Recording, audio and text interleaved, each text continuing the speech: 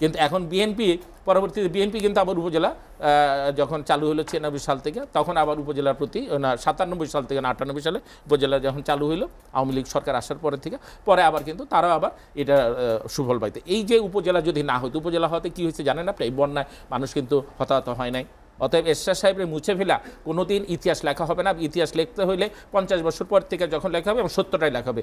জিয়াউর রহমান বঙ্গবন্ধুরাও যেমন মুছানো যাবে না, জিয়াউর রহমানও পারা যাবে না, এবং এরশাদ সাহেবেরও মুছানো যাবে না। অ্যাডভোকেট ডক্টর আনুল আজহার যেটি আলোচনা করছিলাম, যে আলী আশরাফ যেটি বলছিলেন যে ষড়যন্ত্র রাষ্ট্রের বিরুদ্ধে, দেশের বিরুদ্ধে হয়, বা বিরোধীরা শুধু সমালোচনাই করে, জনগণের পাশে দাঁড়াচ্ছে না, কোনো কাজ করছে না। আওয়ামী লীগ যেটি করছে সেটি সঠিক কাজ করছে, জনগণের সঙ্গে আছে তারা। আপনার কি মনে হয়? ষড়যন্ত্র ওইটা কিন্তু মূল্যবান কথা। আর যেটা করতেছে এখন জনগণই মূল্যায়ন করবে আওয়ামী লীগ কতটুকু কী করতেছে। মনে করেন 90 টাকা আলু খাইছে, আবার দেখা গেল যে যখন মনে করেন চাউলের দাম বেড়ে যায় তখন মানুষ কয় কি যে আলু খান। এখন চাউলের দাম হলো 40 টাকা, 45 টাকা। মোটা চাউল আপনি 45 টাকা কিন্তু পাবেন, 40 টাকাও পাবেন, কিন্তু আলু হয়ে গেছে আবারও এই 60 টাকা 70 টাকা। আমি নিজে 60 টাকা কিনছি, আমার খুব কষ্ট লাগছে ভাই। যাই হোক, তো এখন কথা হলো যে আপনি যে এটা সুফল পাবেন কেন? এই যে দুইটা দল, বড় দুইটা দল খালি দোষারোপের রাজনীতি। এই যে আপনি বললেন পত্রিকা খুললে দেখা যাবে এক পক্ষ একটা কইছে, তার বিপরীতে একটা বলা হয়েছে। আজকে একটা দেখলাম যে গত টার্মে ওনারা যে ছিল 1 থেকে 5-6 পর্যন্ত কাদের সাহেব করলে যে সাধারণ সম্পাদক, 10 দিন উনি বাসায় ঘুমাইতে পারেনি। এটা দুঃখজনক না? 10 দিন উনি বাসায় ঘুমাই পেতেন গত 5 বছর, মানে ওই যে বিএনপির আমলটাই 1 থেকে। তো এই যে অপকর্মগুলি আমাদের রাজনীতিবিদ দ্বারা সৃষ্টি। এখন আপনি রাষ্ট্র চালাইতে পারলো, রাষ্ট্র আবার দেখা গেল যে কোনো একটা মানে একটা ক্লান্তি কানে যদি সেনাবাহিনী নেয়, তখন সেনাবাহিনীর বলা হয় স্বৈরাচার। আবার সেনাবাহিনীর দিয়ে কিন্তু আমরা সব কাজ কিন্তু করাইতেছি, বড় বড় মেগা প্রজেক্টগুলি, তারপরে তাদের তত্ত্বাবধানে এবং কিছু স্বচ্ছতা থাকিয়ে থাকে। এই জিনিসগুলি আমাদের মাথা থেকে সরিয়ে নিয়ে আসতে হবে। আমাদের বুঝতে হবে এই রাষ্ট্রটা রক্তের বিনিময় পেয়েছে। আমি একটু পিছনের দিকে যাইতেছি উপজেলা সম্পর্কে, যেহেতু নির্বাচনে ভালো উত্তাপ ছড়াইতেছে না, শুধু ভোট না, উপজেলাটা 86 সালে এরশাদ সাহেব আমাদের সফল রাষ্ট্রপতি, আমার নেতা, আমি যার হাত ধরে রাজনীতিতে আসছি, এখন আমার নেতা হলো কাদের স্যার। আমি ওনার রাজনৈতিক উপদেষ্টা, আমি ওনার সাথে আছি। আমার মনে হয় যে ওনার সাথে যদি থাকবো আমি মনে হয় রাজনীতি আর নাও করতে পারি, কারণ রাজনীতির রেশারেশি, একজনের পিছিয়ে একজন লেগে থাকা, মানে কুৎসা রটানো, এইগুলি আমার অপছন্দনীয়। যাই হোক, তো এখন যে এই জিনিসগুলি যখন উপজেলা প্রতিষ্ঠা করার জন্য দুইটা দল, কিন্তু তখন সেগুলো 8 দল আর 7 দল, ওনারা 72 ঘন্টা হরতাল ডাকছে।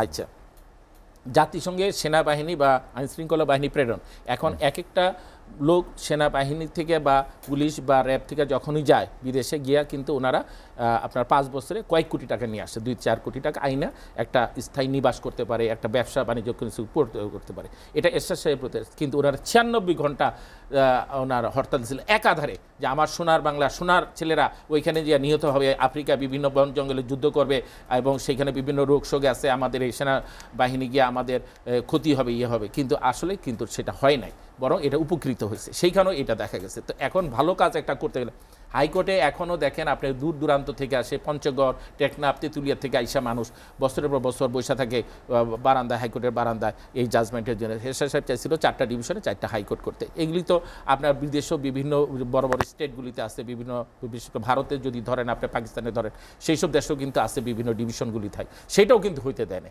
তো এই সুফলগুলি যদি আজকে হইতো, আজকে দেখেন 91 সালে কিন্তু আইসে উপজেলা বন্ধ করে দিল বিএনপি, কিন্তু এখন পরবর্তীতে বিএনপি কিন্তু আবার উপজেলা যখন চালু হলো 96 সাল থেকে, তখন আবার উপজেলার প্রতি 97 সাল থেকে 98 সালে উপজেলা যখন চালু হলো আওয়ামী লীগ সরকার আসার পরে থেকে, পরে আবার কিন্তু তারাও আবার এটা সুফল পাইতে। এই যে উপজেলা যদি না হতো, উপজেলা হতে কি হয়েছে জানেন আপনি? এই বন্যায় মানুষ কিন্তু হতাহত হয় নাই।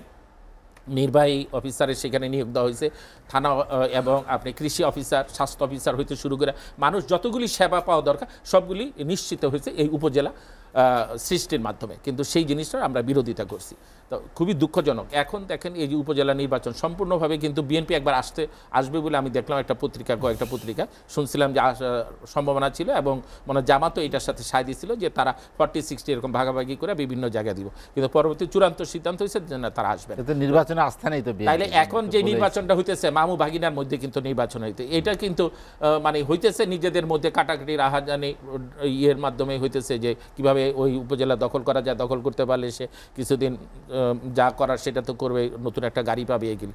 তো এখন সুফল কতটুকু পাবে এই উপজেলার মাধ্যমে সেটা ডক্টর নুরুল আজহার, আমরা আরেকটা বিরতি নিব। পাশাপাশি যদি সঠিক নির্বাচন না হয় সেখান থেকে মানুষ কিন্তু সুফল পাবে না। আপনাকে অসংখ্য ধন্যবাদ অ্যাডভোকেট ডক্টর নুরুল আজহার। আলোচনা শেষ করব। মোহাম্মদ আলী আশরাফ একটি কথা বলেছেন যে সুশাসনের কথা বলেছেন, সুশাসন আসলে সমাজে কতটা আছে? সুশাসন উনি কইতেছে আছে, বিএনপি কইতেছে নাই, তাহলে কোন দিকে আমি কথাটা বলুন? আপনি দুদিকে যে আছে আবার নাই। যেমন সুশাসন বলতে যেটা বোঝায় যে আপনার প্রতিটা মানুষের ক্ষেত্রে মানে বৈষম্যহীনভাবে একটা ইয়ে করা, সেই জিনিসগুলি কিন্তু কিছুটা হইলো আছে, কিছু কিছু জায়গায় আছে, আবার কিছু কিছু জায়গায় নাই। এই যে মনে করেন ওপেন ঘুষ, এই যে বিএনপি তো সবসময় অভিযোগ করে তারা সভা সমাবেশ করতে পারে না, তাদের গণতন্ত্রের চর্চা নেই, তো সুশাসন থাকলো কি করে? না, সভা সমাবেশ কোথায় করতে পারলো না? আপনি যেখানে চাইলে হয়তো এক জায়গায় দেন, আরেক জায়গায় হয়তো ওই টাইমে দেন, আরেক।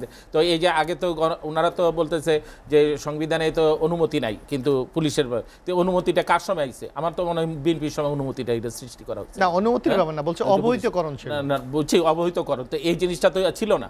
আপনি যেখানে সেখানে আপনি নিজেরা দ্বারাই আপনি বক্তৃতা দিতে পারবেন। যেমন মনে করেন এখন তো 70 থেকে 80টা কিন্তু টকশো হইতেছে, আবার পত্রিকায় কিন্তু লেখালেখি প্রচুর, ওইগুলির উপরে তো কোনো ধরনের আপনার প্রতিবন্ধকতা নাই। তারপরে ওনারা হলগুলিতে হল ভাড়া করে কিন্তু করতেছে। মাঠে যখন করতে যায় তখন আমার মনে হয় পুলিশ আইন শৃঙ্খলার ব্যাপারটা সামনে আইনা বলে যে আজকে হবে না, পরশু হবে, বা হইলেও আবার আধা ঘন্টা আগে পারমিশন দেয়। একবার দেখলাম যে 10ই ডিসেম্বর গত বছরের আগের বছর, মনে হয় এই বছরের আগের বছর, ওনারা এখানে সরোয়ার দিতে বলছিল সরকার থেকে, ওনারা বলছে যে না আমরা বিএনপি এখান থেকে এখানে দিবে না, ওনারা যে এইখানে রাস্তা ব্লক হবে, আবার বিভিন্ন উশৃঙ্খল হয়ে কিছু সমস্যা হচ্ছে। পরবর্তীতে দেখা গেল গরুর হাটিকে ওনারা করতেছে, তো এইখানেও করতে পারতে ইচ্ছা করলে। তো এই যে নিজেদের মধ্যে মানে সিদ্ধান্তহীনতা, এটা তো অপেক্ষা রাখে না। যত কথাই বলেন, আওয়ামী লীগ বলেন, বিএনপি গণজাতিবাদী, নিজেদের ভিতরে একটা কোন্দল থাকেই সবসময়, যে এই ডিসিশনগুলি নিতে অনেক সময় দেরি হয়। এটা তো আবার আপনি জনগণের উপরে চাপাই দিতে পারেন। কোন্দলের সর্বশেষ বহিঃপ্রকাশ কি জাতীয় পার্টিতে? জাতীয় পার্টিতে তো মনে করেন আছে তো বিএনপি, যেমন এই যে তৃণমূল বিএনপি তো হইলো, হয়েছে না, আবার বিএনএফও তো হইলো। এখন জাতীয় পার্টি তো কিছু লোক, কিছু কুলাঙ্গার থাকবেই যে ওই পার্টিটাকে কীভাবে ধ্বংস করা যায়, কীভাবে করা যায়। এটা তো এরশাদ সাহেবের গড়া। এবং এরশাদ সাহেব কি ওই যে ভাই যে 10 বছর করলে যে 9 বছর শাসন করছে, কি করছে না করছে সবাই জানে এই দেশে। রাস্তাঘাট হইতে শুরু করা, প্রশাসন হইতে শুরু করা, বিকেন্দ্রীকরণ হইতে শুরু করা, কোন জায়গায় আপনার এখানে ঢাকা শহরে পুরা বাঁধ, মিরপুরের যে বেড়িবাঁধ হইতে শুরু করে যে বন্যার পানি ঢুকবে না 88-র পরে যেটা দিয়েছিল, এটা এরশাদ সাহেবের মাধ্যমে করা হচ্ছে। অতএব এরশাদ সাহেবের মুছে ফেলা কোনোদিন ইতিহাস লেখা হবে না। ইতিহাস লিখতে হইলে 50 বছর পর থেকে যখন লেখা হবে, এবং 70টাই লেখা হবে। জিয়াউর রহমান বঙ্গবন্ধুরও যেমন মুছানো যাবে না, জিয়াউর রহমানও পারা যাবে না, এবং এরশাদ সাহেবেরও মুছানো যাবে না কোনো করে। যাদের যার যার অবদান, সেই অবদান কিন্তু অবশ্যই ইতিহাসে আসবে, এবং এটা মানুষই এইটারই ফলো করবে। সময় নেই, আজ আলোচনা শেষ করতে চাই।